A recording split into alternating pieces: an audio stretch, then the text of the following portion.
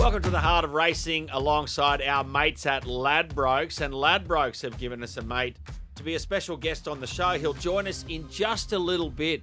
90-time Group 1 winning jockey, Glen Boss. And, of course, he rode the winner of the Stradbroke Private Steer in 2003. Will, it's going to be great to get Bossy's thoughts on the big meeting at Eagle Farm. Gives a different perspective, doesn't it? He's actually ridden in the race. We'll ask him a bit about how it is to ride in a Stradbroke, and we'll get a bit of insight. I'm going to ask him specifically about barriers because so many of the fancies have drawn wide, and the 1,400-metre shoot at Eagle Farm. No one knows it better than the jockeys who've ridden in the big Group 1 race. And he's a Queenslander himself, so he knows it. He knows it very well. Grew up all around southeast Queensland. So Glen Boss will join us very, very soon. Now, the pineapple, we always start the show, and we've been branching out on the pineapple. Yeah. Now, we've got to tell this story quickly, but I'm taking over the pineapple this week. You're not having a pineapple, and Will Friedman, you are the winner of the pineapple. I feel like I'm getting the pineapple more than others. No, you are the winner of the pineapple this week because your horse, Art Vallant, was racing at the Randwick Inner Track yesterday on Wednesday and ridden by James McDonald. Yeah. So you got the great man on board. Yeah, very lucky. J-Mac. And Dave Stanley interviewed you on Sky Racing the morning of the race to preview this. And earlier he'd had James McDonald on. Yeah, he did. Now, why don't you tell me what James McDonald said when he was on, before you went on? Paraphrasing, he said, we give too many instructions. We being Will and Richard But Friedman, mainly directed at me. Directed at me. You give too many instructions. Yeah, well, I need to cover all the bases. So if they do something wrong, I say, I told you not to do that. That's the whole point of me telling so many instructions. You're covering yourself. And then Dave Stanley got you on. Yeah. And you hadn't heard James McDonald. No. And talking about this and that. And then he said... They informed me of what James had said. That you hand out too many instructions. And then they said, well, what instructions are you going to give for Art Vallant? And I said, don't it up. Yeah, you said don't F it up, but you said the whole word. Yeah, on air. On air. I reckon... Hang on, you dropped the F-bomb. Yeah. That's a pineapple. And they didn't use the 7-second delay dump button. No, none of that. It was live. That's a minimum 6-month ban from live radio for you. Lucky we're in a recorded podcast. And you, Will Friedman, want to join Channel 9's team for the Melbourne Cup. When I play that tape when I'm in at work at Channel 9, you're gone. Oh, you're out. Shit. Okay, you've won the pineapple. Now, the sayonara. I am giving the sayonara again to Kova Bloody Leaker. Kova Leaker is the $6 second favourite in the Q22. It opened at $6.50. Yeah. And today it's into $6. Like, honestly, it hasn't won in a year. Well, if you lose on it a number of times, you just keep loading until it wins. And then you go, I finally won on that horse. I got it all back. So there's a few on it. I don't think it's a good race, the Q22. I think it's hardly... Well, actually, it's a genuine Group 2, Group 3 field, I think. So we'll see what Bossy thinks later. Yeah, we'll ask him. Do you have a sayonara? Yeah. I'm going to sayonara Bella Nipotina. I don't think the race sets up well for her at all. She's well weighted. Barrier 21. But Barrier 21, where's she going to get to? For a horse that's suspect at 1,400. But we'll get into that. You and Bossy can work it out a bit later. The So Simple, when it hit the front last week, Valana in the Morton Cup for Godolphin. As soon as it hit the front, I said this was the So Simple. Yeah. This race was set up for it. It bolted in. It was super impressive. And it probably was... bolted in, and it's a favourite for the Stradbroke. Is it a false favourite? We'll talk about that later. But just as far as the So Simple from last weekend, that race was there for the taking, and it just took off. Yeah, and I think Yellow Brick was probably a So Simple as well. It's a pretty good run. It's won over 1.4 million or something in prize. He's not a bad horse, Yellow Brick. Very good. Although we let us down. I remember you and I dealing with him on the podcast. Did he raced somewhere as a real short price? Was it at Stone or something? No, it was. But he's always been overly hyped. Yeah. So you're like, oh well, he's let us down so much. He's a non-winner, but he was going to be the biggest thing since sliced bread at one point. But he gets back into the right grade of race, and. It just didn't shock me when he went clear and James McDonald got going at the right time. And that's what you get when you get James McDonald. His intuition on when to get going is just better than everyone else's. That's why he's the best in the country. Yeah, well, he's a $23 chance in the Stradbroke Yellow Brick, so we'll see how he goes. Mate, we're not going to do a Gates fly. No, because they're sick of our dribble. No, but I drivel. I want to save say. the time because we've got Glen Boss coming up after the little break. Yeah. And so I just want to get Bossy on the line now. We're going to miss Gates Fly this week. There's a few things going on. We'll talk about it next week. But I want to get to this first break early so we can get to Bossy. This is the heart of racing, mate, alongside our mates at Ladbrokes. Next, we're going to give you those big bets for the weekend's racing with Glen Boss. So I'll probably opt out a little bit this week. I'll let you and Bossy be the experts. But first, let's get a weekend update from Ladbrokes spokesman Tom Hackett. 2 Group 1s at Eagle Farm, headlined by Queensland's best race, the Stradbroke Handicap. And it's a very, very open and very, very interesting betting race this year. And early in the week, we've seen a serious go here. Villana, you get $41 for Villana to win the Stradbroke before his win in the Morning Cup last year. He's now into $4.80. Since Monday afternoon, he's been $10 into $4.80. Set to start this race as a clear favourite. Antino was favourite earlier in the week. He's now out to $7.50, and they're the only horses at single-figure odds. You've got Group 1 winners like Bella Nipotina at $11, Magic Time's $11, Benedetta's $11, Amenable's $11. It's a very, very open race, and you can make a case for a number of runners in this field. I do have Villana on top, but I'm giving plenty of respect to Bella Nipotina as well. If she can run a strong 1,400 metres, she's a class horse in this field. She's going to be right there in the mix.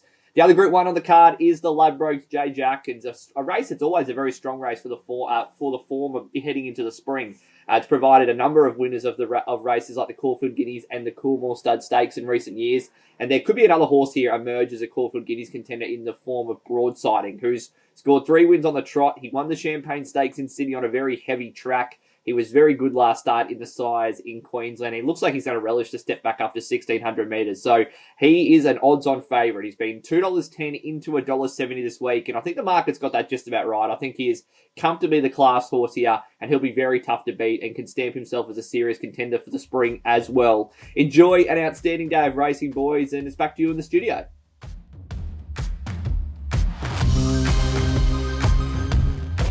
Take on the fun with Ladbrokes. Download the Ladbrokes app today for all your favourite racing features like Black Book, Yard Comments and more. What are you really gambling with? For free and confidential support, visit gamblinghelponline.org.au. Welcome back. This is the Heart of Racing, mate, alongside our mates at Ladbrokes. And one of our Ladbrokes mates is joining us on the podcast today. Multiple.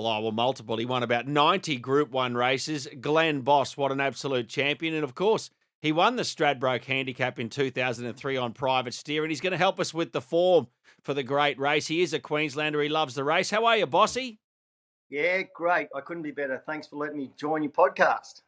Mate, what was it like to win the Stradbroke? You were a Queenslander. You grew up around southeast Queensland before you moved to Sydney and became a superstar jockey in the national ranks. Winning the Stradbroke for a Queenslander, how special?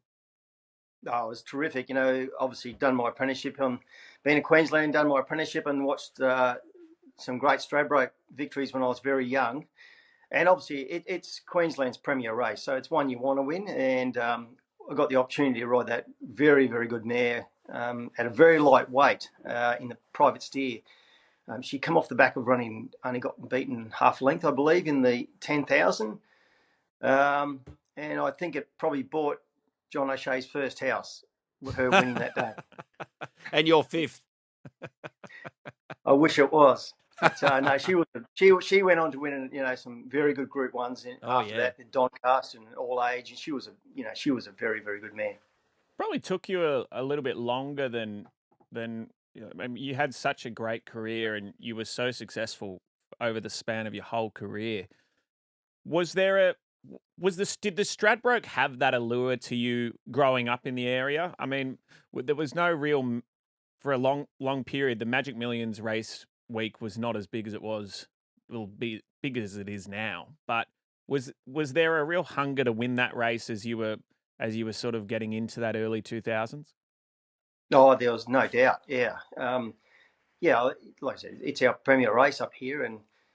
And I'd say Magic Million week is probably now the biggest week up here in racing. But Wow. Stradbroke stands alone as far as there's been some great horses and champions win this race. So, when you're watching Rough Habit win, do some remarkable things in that race, and you go back through the history of the race, it does have a lot of history. It's a very good distance, 1,400 metres at a very good track, so it has a lot of appeal. And the prize money is obviously super. So just to have your name on the board is really good. Take us through. So a 1,400-metre horse is a specialist horse in a lot of respects. It's not quite a sprinter. It's not quite a miler in Australia. Talk us through what is a priority for a horse to compete well in the Stradbroke. Well, yeah, for mine it was definitely a horse. Your 6 furlong horse is going to struggle to win a Stradbroke, I believe, because it's a bit like a Doncaster in that respect. It can be a big field handicap, can generate a lot of speed. It's always a full field, and you want that horse that's going to be able to absorb a lot of pressure and still be strong at the end of the race. And you're always looking for that one that's beat the handicap. Like, say, for instance, Private Steer, she got in with 48.5 kilos that year. She came off the back of running amazingly in the Doom of 10,000. So she absolutely looked like she was thrown into the race, and as it turned out, she was. So it for me, it's got that Doncaster feel. So that makes it in itself a very, very important race. More like a miler? You think you more need a super miler? Yeah, I would look for that horse. You look for that horse that's progressive. It's run over the trip, probably 1,400, at least a mile at some part of its career, and being effective at those distances. And then you start looking at the one that's kind of got away with the handicap. That's how I look at a Doncaster. Exactly the same. Hey, before we get into the form of this year's race, I quickly wanted to ask you about the importance of barriers in the Stradbroke Handicap, only because so many of the fancies in Saturday's race have drawn wide. What's that 1,400-metre start like at Eagle Farm? Yeah, we actually did a track walk, me and Jimmy, for Ladbrokes one day, and it from the naked eye, it looks like it's a straight run for quite a long way to get that first turn, but there's a kink after you go about 200 metres, and the inside horses have really got to commit to digging up and holding their spot, because there'll be a rush across, and if you don't hold your spot, so that means you've got to put your horse a little bit out of his comfort zone just to make sure you can hold that spot, because you can get shuffled back and end up 3 or 4 pairs back further than you wanted to, and that goes for the outside. I mean, I was all over Bella Nipotina. I think she's well weighted, but then all of a sudden she's got barrier 21. You go, oh my God, Craig's just going to have to really commit to what he wants to do. I noticed the other day he rode her a bit more forward and put her in the race, and she was still effective. But you've got to really commit to what you want to do, regardless of the barrier draw, because that 200-metre kink comes up very, very quickly. And also, you got to think, for a horse like Bella Nipotina, going up to the 1,400, where her form isn't as prevalent. I mean, we'll get into it, but if she goes back, she's going to have to make a really long run to make up the amount of horses who are going to be lighter in the weights than her as well. So it probably isn't setting up that well for her, but it's interesting, and what Bossy's saying is dead on as well, because I was up there last week, and that inside of the track at Eagle Farm is tired already. They had all that rain. They've had really poor conditions leading into this carnival. And I think you're going to find, once they get to the Stradbroke, they're going to be flying down the outside of this track. Well, let's go through the prices of a couple of the fancies, and then I'm going to let you two gurus get stuck into this race.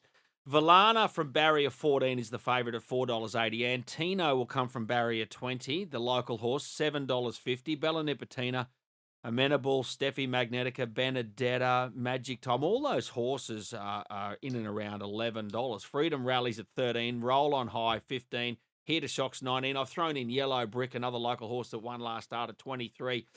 There's a lot of long prices in this Stradbroke Handicap. I'll just let you two boys go. What do you like? Take it away. I'll start. I've got I agreed with Bossy. I thought Bella Nipotina for the quality and star she 56 is. and a half kilos. I thought that was a really fair, if not too fair, a weight for her in a field of that quality. But I think she's, I don't know where she's going to get to. I think they'll be hoping for a 3-wide cover line somewhere midfield and hope that this, she can withstand that. But she's going to be covering a lot of ground for a horse that I think is probably suspect at the 1400.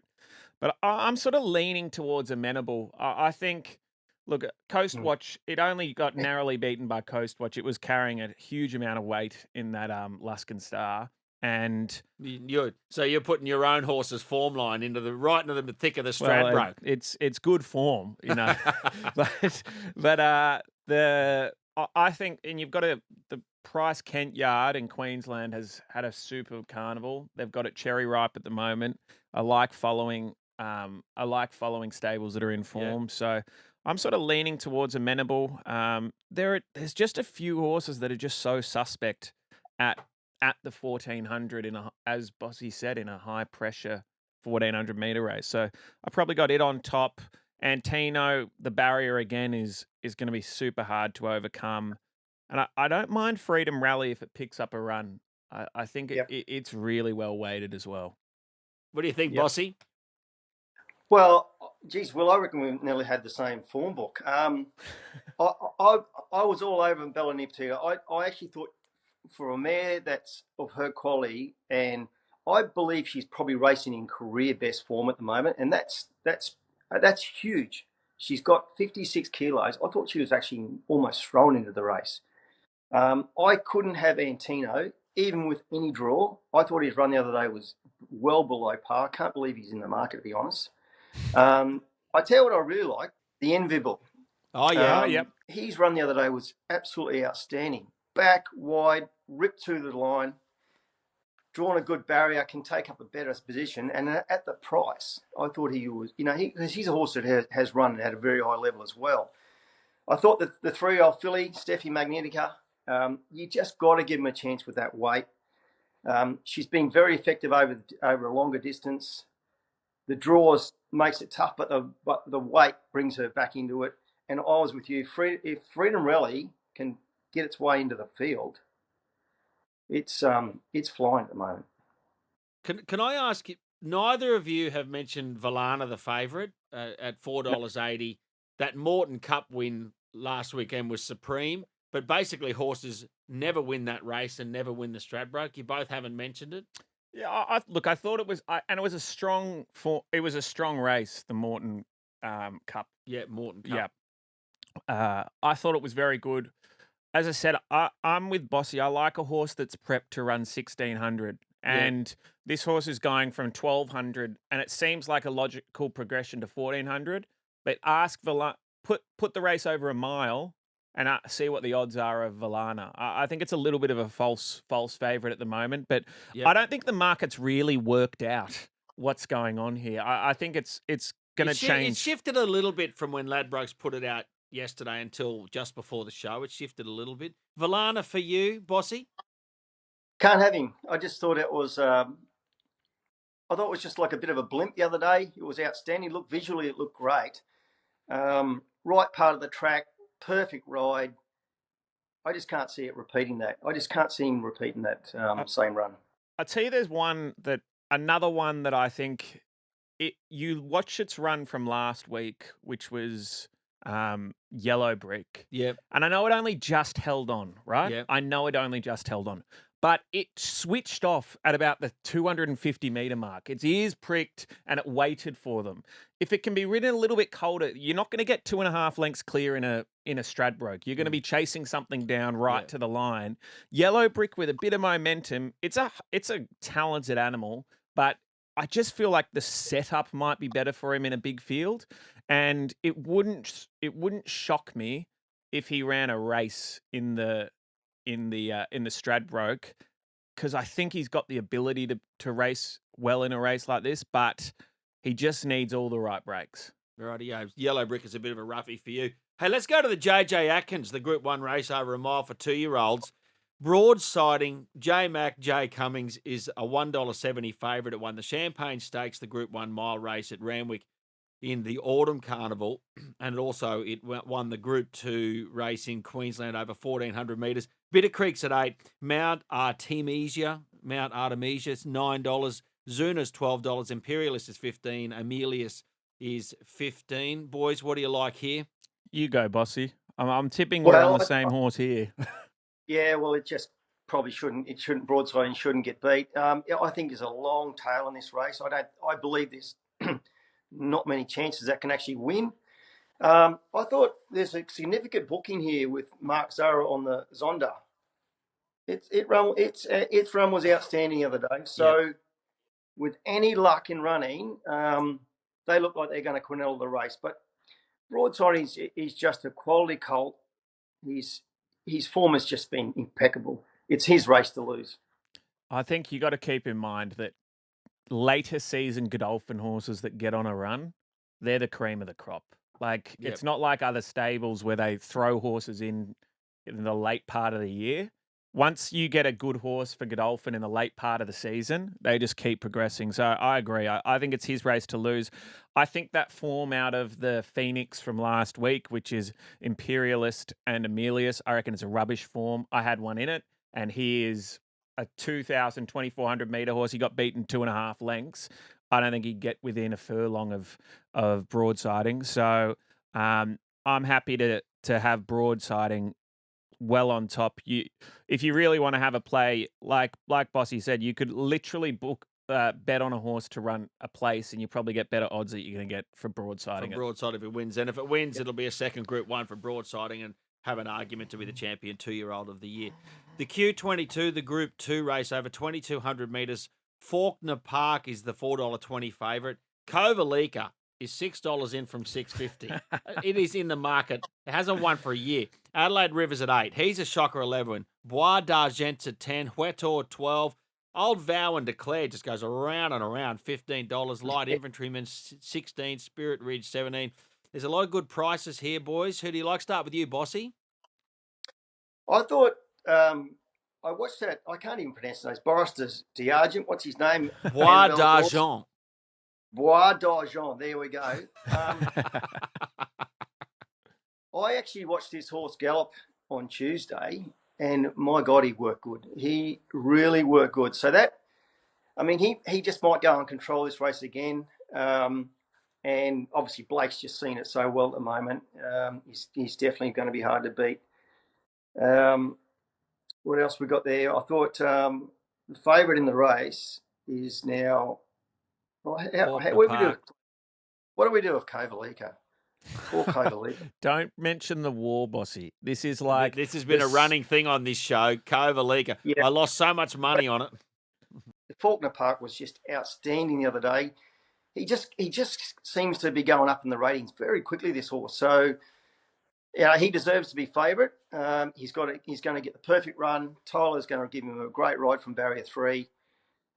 You just seen him ripping through the line behind that horse of Blake Shin. I'm not even going to say his name again. He's going to stuff me up, but he deserves to be favourite. He'll be very hard to beat. Yeah, I'm not too far away. I think Faulkner Park deserves to be favourite. I think He's a Shocker is at decent odds for how $11. Yep. I don't think it's a vintage. No. Q22. It's not too bad though. It's okay. I don't think they'll let Bois d'Argent get away with as much as they did last time.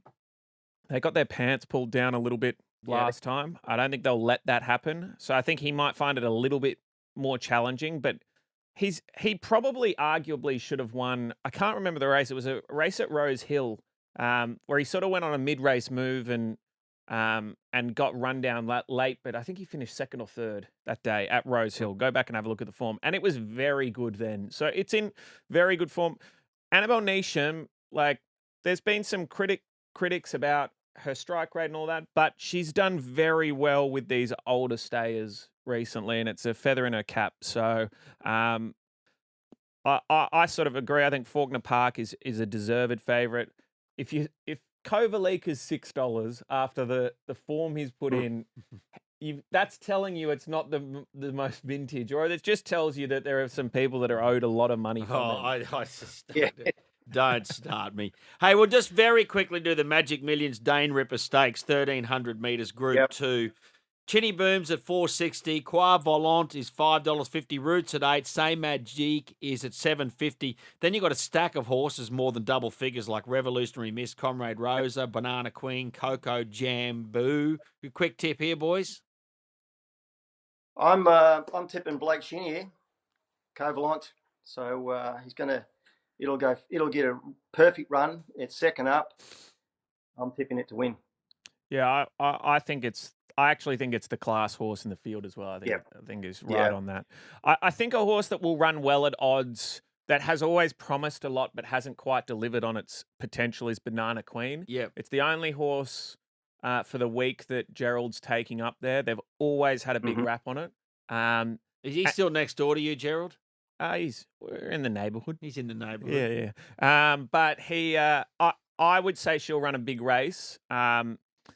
And she'll sit on speed and she'll get to the right part of the track, hopefully. Look, but I agree. Covalant is the class horse in that race. And the only other one is that always sort of gets me is Roots. So I'm skeptical of it. Yeah, I was just about to mention it. It just dangles the carrot, doesn't it, in front of you, and then quite doesn't deliver. But it's probably going to get every possible chance to win. So Roots, if it was to win, it wouldn't surprise me. Rightio, there you go. There's the form for the big ones at Eagle Farm. There's some great racing this weekend right across Australia, as always, but Eagle Farm's the pick of the bunch. And Glen, boss, we can't thank you enough. And thank Ladbrokes, the great sponsors of this podcast, for letting you join us today to give us your thoughts on the great meeting. Well, let's hope we tipped a few winners there, and hopefully everyone has a great Stradbroke day. Well, if you didn't tip a winner, Bossy, you'll hear about it on the podcast next week. That's how we roll here. See you, Bossy. See you, Bossy. Guys, you take care. How good was Bossy? Oh, he's funny, isn't he? What about when he's like, I can't have it? Well, I love that. Yeah. Just tell me straight. Yeah, well, that's what we're trying to do. Probably can't have us. Who are these mugs? We got to see. We got to see if Ladbrokes let us have him more often. Yeah, I reckon. He's their man. Yeah, I know. He was absolutely great. He might start making a fool of us. Yeah, if he tips a stack of winners, we'll be gone next week. Hey, stable mail for Ladbrokes communities. Have you ever wanted to connect, banter, share tips with a group of diehard racing punters? Well, it's time to check out communities. It's available in the Ladbrokes app. You had another good winner, Art Volant, ridden by J-Mac. Yeah. We spoke about that earlier in the show. We won't go back into I've had enough the drama you had over that and your appearance on radio. Controversial. Have you got stable mail for us this week? I got a good team in at Rose Hill. They're all at decent odds, to be fair. But I'm going back to the well, which is difficult because we ran fourth last time with IPO in the midway, and she's stepping up to benchmark 78 grade, but she worked the house down on Tuesday. I think it's about 17-1. So she won't run in the midway. She'll run in the fillies and mares 1300. Barrier 7 should be okay, but can be tricky, but she will power home over 1300, and wouldn't shock me if she won, but I'd definitely have her for a Branny. Wow, for an each-way bet. Okay, I like that. I backed her last start when she ran fourth, of course, and I'll have to unload on her again. Talking about unloading, it's time to unload. A lot of pressure at the Stradbroke Handicap meeting. What are you unloading on? Well, I'm taking two. Okay. I'm taking my real unloading is on broadsiding. Yeah, just let fly. But I can't say that. It's too short. Because it's $1.70, but still. But I'm gonna go.